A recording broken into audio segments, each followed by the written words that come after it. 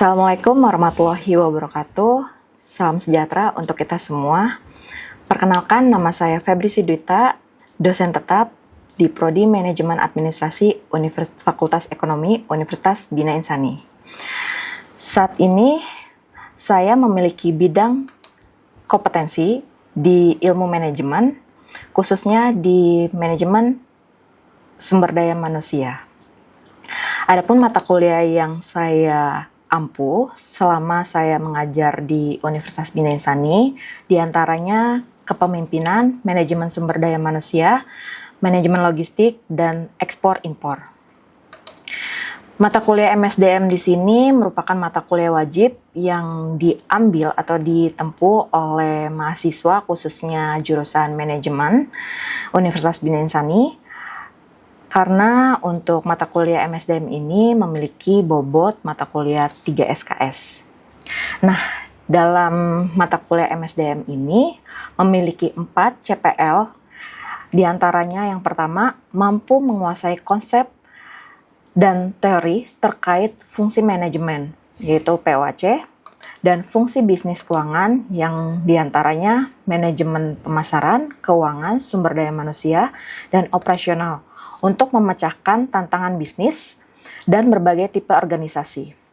Yang kedua, yaitu mampu menyusun strategi korporasi maupun strategi operasional pada berbagai tipe organisasi. Yang ketiga, mampu memimpin dan mengolah tim secara individu agar berkinerja tinggi untuk mencapai tujuan organisasi. Yang keempat, mampu bekerja sama dengan orang lain dari berbagai budaya dan latar belakang dengan menunjukkan sikap terbuka serta menghargai perbedaan. Adapun mata kuliah MSDM ini merupakan mata kuliah yang mampu membekali mahasiswa dengan pemahaman dan keterampilan mendasar dalam mengelola sumber daya manusia untuk mendukung keberhasilan organisasi. Materi ini memiliki 16 kali pertemuan, diantaranya pertemuan pertama dan kedua terkait konsep dasar manajemen sumber daya manusia dengan penerapannya dalam fungsi manajemen. Pertemuan 3 dan keempat, perencanaan SDM dan analisis jabatan.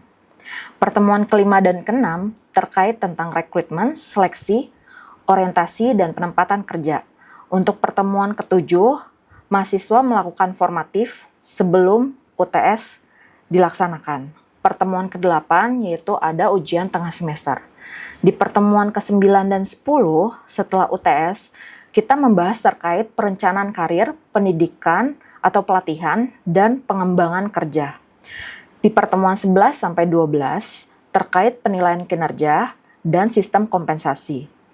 Di pertemuan ke-13 dan ke-14 terkait keselamatan kerja, hubungan industrial, dan pertemuan ke-15 kita melakukan formatif sebelum ujian akhir semester dilakukan. Pertemuan terakhir yaitu 16, di mana mahasiswa melakukan ujian akhir semester. Nah, di metode pelajaran yang digunakan dalam mata kuliah ini, saya menggunakan 2 metode, yaitu metode discussion atau small group discussion dengan mahasiswa. Kemudian yang kedua terkait dengan project based learning yang diambil dari beberapa kasus perusahaan yang masih relevan yang terkait dengan manajemen sumber daya manusia atau dari artikel atau jurnal yang relevan. Nah, di mana nantinya mahasiswa mampu untuk menganalisis kasus yang diberikan oleh saya atau tim teaching, dosen pengampu mata kuliah ini, yang nantinya mahasiswa mampu memberikan solusi atau penyelesaian dari kasus yang telah diberikan kepada mahasiswa. Nah, selanjutnya, dalam penentuan penilaian mahasiswa, kami tim dosen memiliki 5 komponen yang penting yang mahasiswa harus menjalankannya. Yang pertama, di situ ada kehadiran dengan bobot 10%, kemudian ada nilainya formatif. Formatif dibedakan menjadi dua. Formatif pertama yaitu sebelum UTS dan formatif kedua sebelum UAS, ujian akhir semester, dengan bobot 10% masing-masing. Kemudian adanya penilaian terkait pengumpulan tugas yaitu dengan bobot 30%. Kemudian ujian tengah semester dengan bobot 20%. Dan yang terakhir ujian akhir semester dengan bobot 30%. Nah, adapun batas nilai kelulusan pada mata kuliah manajemen sumber daya manusia ini yaitu dengan kriteria C. Adapun setara atau sama dengan minimal batas ambangnya 55 poin sampai 59 poin. Adapun referensi yang kami gunakan atau saya gunakan tim teaching sebagai tim teachingnya pada mata kuliah ini diambil dari 3 buku, yaitu Gary Dessler tahun 2020 terkait Fundamental of Human Resource Management Practice, kemudian Raymond Andrew and et al. Tahun 2020, dan yang terakhir ada dari Breton and Gould tahun 2021.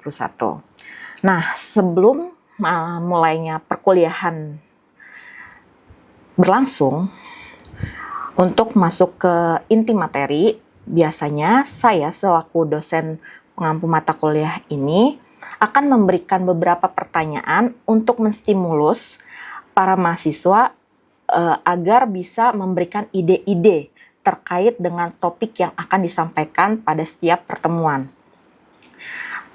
Agar setiap mahasiswa bisa berinteraktif untuk bertanya dan menjawab begitu sebelum perkuliahan dimulai. Nah, setelah perkuliahan selesai, saya akan menyampaikan kepada mahasiswa untuk mengisi kolom diskusi pada sistem manajemen kami, sistem learning management system, yaitu e-kampus Bina Insani, dan memberikan tugas untuk dikerjakan oleh setiap mahasiswa sesuai dengan batas waktu yang telah ditentukan.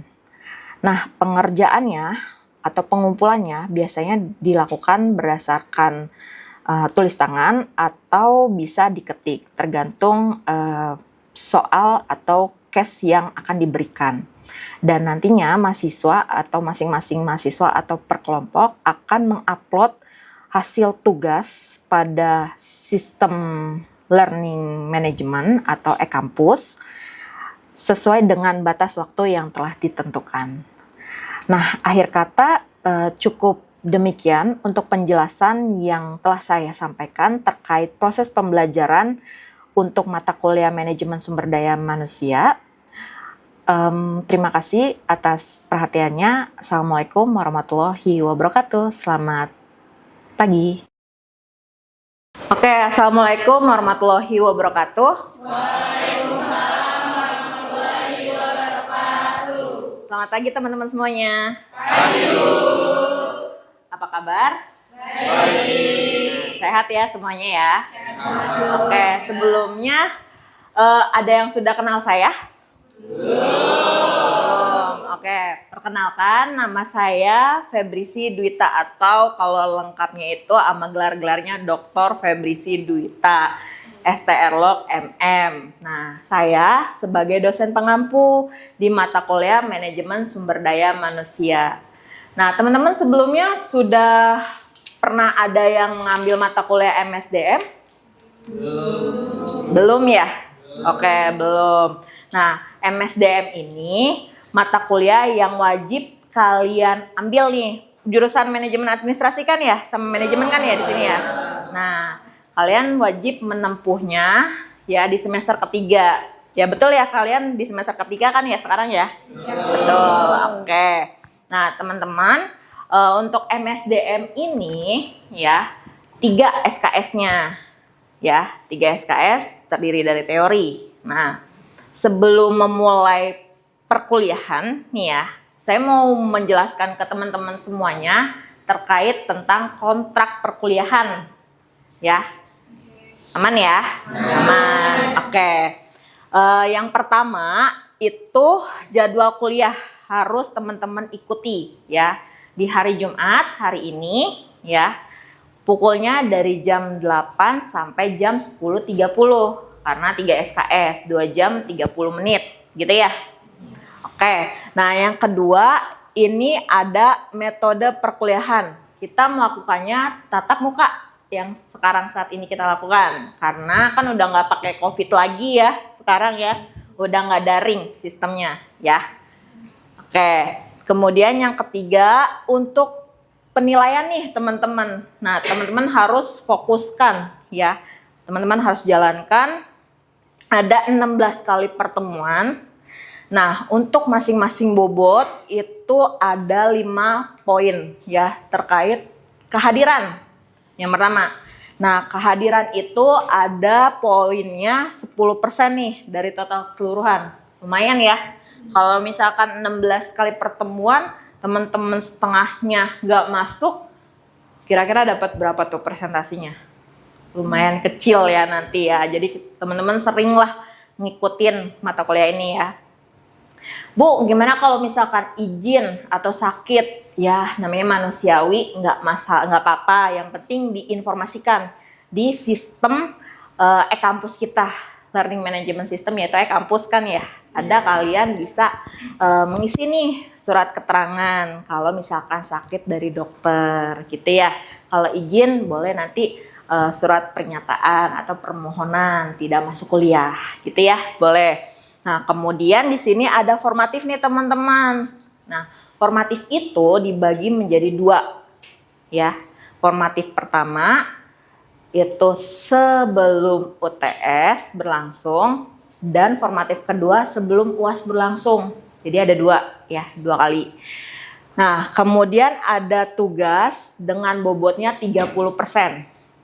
Ya, tugas itu nanti dikerjainnya ada nggak Bu di setiap pertemuan? Ya, sebelum-sebelumnya gimana kira-kira? Ada nggak? Ya. Pasti ada ya, tapi nanti disesuaikan saja. Nah, kemudian ada juga penilaian UTS 20% teman-teman dari total keseluruhan. Dan yang terakhir itu ada UAS 30%. Nah, kemudian kalian wajib bisa mengikuti UAS itu kalau kalian presentasinya itu 85% dari pertemuan awal sampai pertemuan akhir gitu. Bu, gimana Bu kalau misalkan kurang dari 85%? Begitu ya. Nah, nanti kalian bisa memberikan bukti-bukti kalau misalkan kalian memang tidak dihitung absennya atau kelewat absennya gitu ya. Nah, kemudian juga ada batas akhir penyerahan tugas nih di setiap pertemuan atau selang-seling nih nanti pertemuannya ya. Nah, itu ditentukan e-kampus. Saya biasanya memberikan tenggat waktu ya maksimal 3 hari begitu ya. Nah, buku referensi yang saya gunakan di dalam mata kuliah MSDM ini ada 3 nih teman-teman. Nanti teman-teman boleh cari di perpustakaan kita atau bisa juga dari Google Book ya. Ada 3, itu ada Gary Dessler tahun 2020 ya, yang judul bukunya Fundamental of Human Resource Management. Kemudian yang kedua ada dari No et al ya, tahun 2020. Jangan sampai salah judulnya ya. Nah, kemudian yang terakhir itu ada dari Breton dan Gold ya, tahun 2020 gitu. Nah, sampai di sini sudah paham terkait kontrak perkuliahan? Aman ya?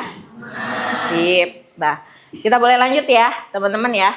Boleh. Nah, di sini kita selama 16 kali pertemuan nantinya ada beberapa materi nih yang harus kalian siapkan gitu. Jadi sebelum perkuliahan dimulai, boleh kalian nanti mencari dulu sumber-sumber referensi, bisa dari Google, bisa dari jurnal terkait ya, atau dari buku ya. Nah, pertemuan yang pertama dan kedua kita pembahasannya terkait dengan konsep dasar manajemen sumber daya manusia beserta penerapan dalam fungsinya ya. Kemudian pertemuan ketiga dan keempat terkait tentang perencanaan SDM dan analisis jabatan. Nah, pertemuan kelima dan keenam kita membahas nanti terkait tentang rekrutmen. Bagaimana cara proses perekrutan karyawan ya, dimulai dari pembukaan lowongan, dari job fair ya, dan lain-lain gitu ya. Sampai penentuan kriterianya mau kayak gimana sih karyawan yang akan diambil oleh perusahaan tersebut sesuai dengan bidangnya tentunya ya. Nah, kemudian juga ada terkait tentang seleksi, orientasi, dan penempatan kerja. Nah, ini ada di pertemuan 5 dan 6. Nah, setelah itu nanti kita mereview nih, ya, mereview materi dari pertemuan 1 sampai pertemuan ke-6 berupa formatif. Nah, formatifnya itu biasanya apa sih, Bu? Boleh nanti project atau dalam bentuk tes tertulis nih, teman-teman, ya. Bisa berkelompok atau individu, ya. Nah, kemudian untuk pertemuan ke-8 itu biasanya nanti kalian melakukan UTS ya, ujian tengah semester. Gitu. Nah, setelah UTS nanti kalian akan melanjutkan lagi nih pertemuan ke 9-10 tentang perencanaan karir ya.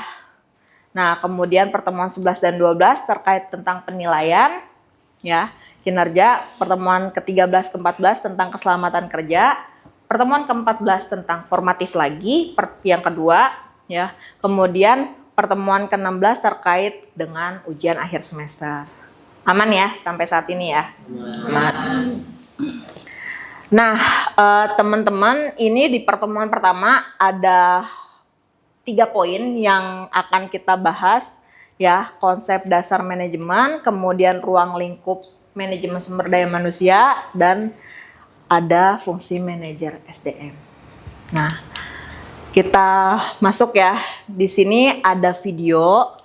Nanti teman-teman boleh simak ya videonya. Nah, ini ada seorang karyawan ya, atau seorang pekerja ya. Dia membawa suatu beban ya, tugas. Kemudian ada pekerja lagi ya, tapi dia bukan membantu secara efisien ya, tapi masih bisa nih diikutin. Nah, kemudian ada lagi nih ya, karyawan ketiga, beban ya, beban banget ya, beban banget bagi 2 orang ini gitu ya, tidak membantu. Tambah lagi nih satu lagi ya, satu lagi malah lebih banyak bebannya ya. Ya. Nah, biasanya mereka ini ya terlihat bekerja tapi aslinya mah enggak ya. Nah, ini nih ya, tambah parah bebannya. Dia bukan menyelesaikan pekerjaan, malah menambah pekerjaan. Ya. Oke, siap, saya bisa melakukannya, saya bisa menyelesaikannya. Padahal mah dia jadi beban ya. Malah mengganggu karyawan yang lainnya agar apa? Menjadi berantem. Bener ya? Ternyata ada nih perbandingan satu tuh tadi. Kok bisa cepet ya? Oh, mereka melakukan apa? Kerja sama, kerja tim ya. Oke, yang tuman-tuman ini nih yang mengganggu dibuang ya. Oke, sip ya. Nah, sebelum memasuki materi, kira-kira ada yang ingin ditanyakan nggak, teman-teman? Oke, boleh, silakan. Yang belakang dulu kali ya. Terkait dengan MSDM ya. Boleh, namanya siapa, Neng? Mutia, Bu. Mutia. Mengapa karyawan penting bagi perusahaan? Oke, kenapa sih karyawan yang berkaitan dengan video ya penting bagi perusahaan ya? Nah, teman-teman, di dalam MSDM ini karyawan itu salah satu aset terpenting. Karena apa? Mereka itu sebagai penggerak organisasi untuk apa? Mencapai tujuan perusahaan. Perusahaan itu mau tujuannya apa sih? Mau kemana? Ya. mau mencapai profit atau mencapai keberhasilan atau berdampak, memberikan teknologi ya, seperti itu. Ada yang ingin bertanya lagi tadi? Oh iya, ya namanya siapa Neng? Aku Adinda Putra Madani, Iya. biasa panggil Adin. Oke. Aku mau nanya Bu, biasanya permasalahan apa aja sih yang ada di manajemen sumber daya manusia? Oke, kalau berdasarkan dari video tadi ya teman-teman kan bisa lihat ya, apa? Pekerja yang tidak sesuai dengan kompetensinya. Jadi dia bermalas-malasan itu. Kemudian bisa menimbulkan apa? Konflik, ya kan? Nah, tadi ada kan ya karyawan dikeluarkan. Itu bisa dibilang perputaran atau karyawan keluar dari perusahaan. Dan masih banyak lagi. Salah satunya kurangnya sikap pemimpin. Ya, tadi kan belum ada nih seorang pemimpin ya untuk mendelegasikan atau mengarahkan tugas-tugasnya. Bener ya teman-teman ya? Oke, nah ini ada nih beberapa permasalahan. Tadi bagus pertanyaannya ya. Jadi salah satunya mempekerjakan orang yang salah. Ya, salah duanya turnovernya tinggi dan lain sebagainya. Oke, MSDM. Kira-kira ada yang tahu nggak apa itu MSDM? Saya mau izin jawab. Oke, namanya siapa? Nama saya Brian Wengki. Oke, apa kira-kira teman-teman? MSDM itu adalah suatu proses dengan penerapan POAC yang berkaitan dengan pelatihan dan memberi penghargaan dan lain-lain, Bu. Oke, bagus. Tepuk tangan dulu dong, teman-teman. Ya, benar ya teman-teman. MSDM itu suatu proses dengan menerapkan POAC. POAC itu yang kita ketahui fungsi manajemen, planning, perencanaan, kemudian organizing, ya, pengorganisasian, kemudian actuating, pengarahan, kemudian controlling, pengendalian, ya, dari sumber daya manusia yang ada di dalamnya untuk apa? Untuk penerapan kompetensinya terkait dengan kompetensi bidangnya, penghargaan, ya, dan lain sebagainya. Pintar, bagus, terima kasih ya Brian ya. Nah, ini adalah pengertian ya dari MSDM itu sendiri. Nah, kemudian di sini ada perannya nih, ada 6 poin ya. Yang pertama peningkatan produktivitas, kemudian membangun komitmen, kemudian mendukung visi dan misi perusahaan, pengembangan bisnis dan lain sebagainya ya. Itu ada 6 poin peran dari MSDM ya.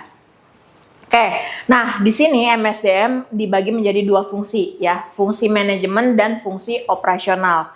Nah, fungsi manajemen yang tadi sudah kita bahas, untuk operasionalnya terkait dengan procurement, ya, pengadaan, kemudian kompensasi, ya, dan lain sebagainya. Jadi intinya teman-teman, kalau manajerial itu jangka panjang, ya, bagaimana cara perusahaan bisa mengelola aset-aset yang ada, ya, untuk mencapai tujuan visi misi perusahaan. Nah, sedangkan kalau misalkan operasional itu terkait tentang aktivitas sehari-hari ya, terkait aktivitas sehari-hari yang jangkanya pendek gitu. Contohnya seperti ini teman-teman ya, merekrut atau menseleksi karyawan, kemudian memberikan kompensasi benefit ya dan lain sebagainya.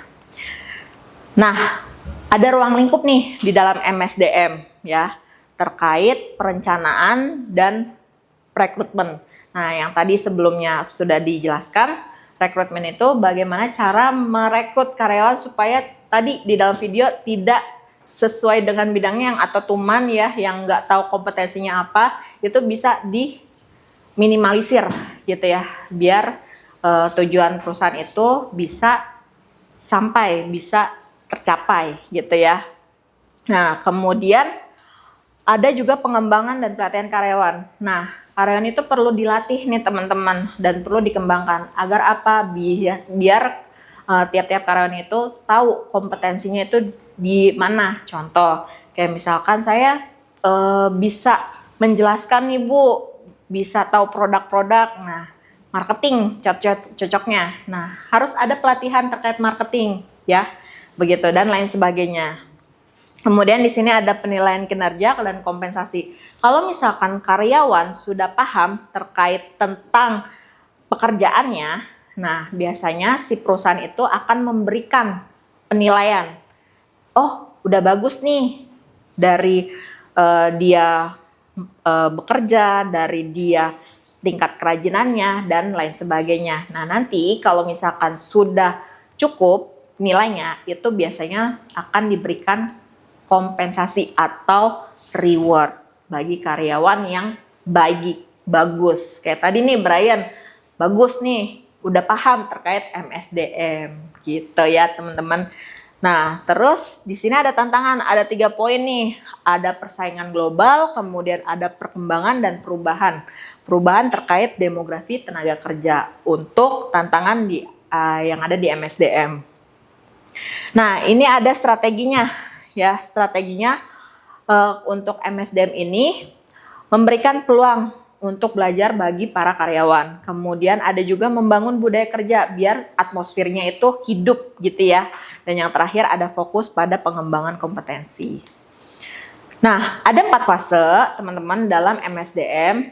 Nah, di mana ini fase yang pertama ada pada manajemen pertama kali ya. Manajemen pertama kali itu jadi sistemnya kayak budak zaman VOC gitu ya. Jadi nggak ada imbalan ya atau pemberian si kelasnya. Kemudian yang kedua itu zaman personal management. Nah, itu udah ada di perkembangan industri 1.0 dan 2.0. Ya, udah mulai nih tahu upah ya atau kompetensi yang ada dimiliki. Kemudian fase ketiga human resource management 3.0. Di mana 3.0 ini udah ada nih tunjangan-tunjangan yang harus diberikan kepada karyawan. Dan yang terakhir ada fase human capital management. Biasanya SDM ini dibantu dengan adanya AI ya. Jadi bisa mempermudah robot ya, membantu pekerjaan manusia. Seperti itu ya teman-teman. Nah, di sini di dalam SDM itu ada yang bertanggung jawab. Salah satunya manajer ya. Manajer memiliki peran penting untuk pengelolaan SDM itu sendiri ya. Nah, kemudian di sini ada yang namanya tabel ya, peran dari tiap-tiap manajer SDM dan manajer operasional ya. Kalau SDM itu perencanaannya menyiapkan formulir, kalau operasional itu mengisi formulir sesuai dengan kebutuhannya ya. Nah, kemudian di sini ada kompetensi manajer, ada 5 poin ya. Ada aktivitas kredibilitas, kemudian ada inovator, pengembangan kapabilitas. Ya. Nah, kira-kira sudah selesai materi hari ini. Ada yang ingin ditanyakan sebelumnya? Nggak ada, cukup? Oke. Nanti ada tugas ya. Sudah saya isikan di kolom tugas pada e-kampus. Boleh teman-teman nanti mengerjakannya ya. Batas waktunya 3 hari. Oke, terima kasih atas perhatiannya. Sampai jumpa di pertemuan selanjutnya. Assalamualaikum warahmatullahi wabarakatuh.